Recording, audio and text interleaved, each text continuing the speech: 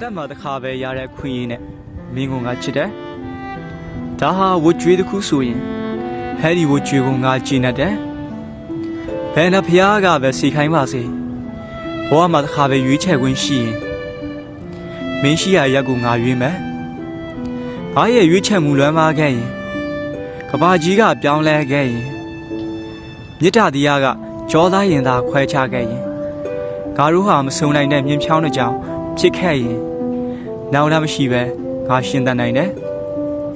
မင်းရဲ့အမည်နာမကငါရဲ့နေစဉ်သုံးဘာသာစကားမျော်လင့်မထားပဲတတိယသက်သွားတာကငါရဲ့အမှုအကျင့်နတ်ပြည်နိုင်ငံရဲ့ဘယ်ရာကိုရွေးမလဲလို့မေးခဲ့ရင်